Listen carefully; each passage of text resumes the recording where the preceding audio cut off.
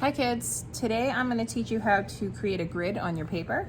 So we're going to do a practice grid today to start, just so you can get the hang of doing this. So you're all going to get an 8 by 10 piece of photocopy paper and a ruler. And the first thing you want to do is you want to put your ruler right at the edge of the paper, but notice I have it right at the edge where the, let me show you right here. Oops, sorry, it's hard to get it in view. I want you to get it right there on that black line. So I'm going to put that on the edge of the paper, and then on every 1 inch mark I'm just going to do a little dot, and then I'm going to do the same thing about halfway down the paper. So I'm going to start it on that black line, and then on every 1 inch or inch marker I'm going to do a little dot,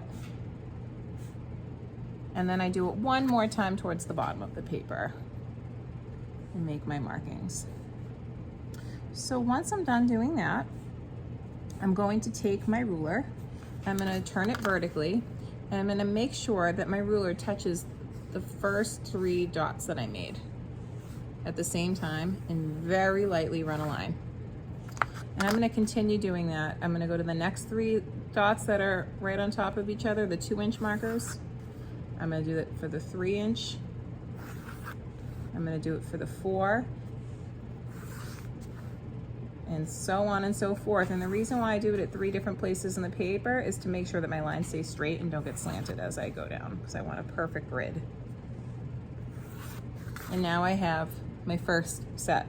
So now I'm going to turn my paper on the side and do the same thing horizontally. So I'm going to put my ruler right on that the 0 inch mark, and then on every 1 inch I'm going to make a little dot towards the top of the paper.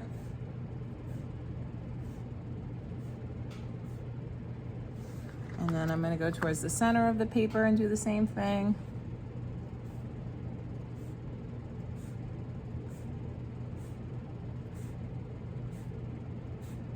And then towards the bottom. And then I'll be ready to do my next set of lines so that I get a grid or a checkerboard pattern.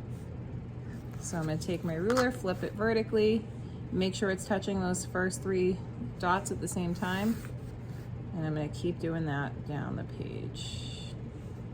And what will happen, and these lines should be super light because you will erase them when you get to final draft day. The grade goes away at the end. It's just there to help you draw your photo to scale and keep it all proportionate.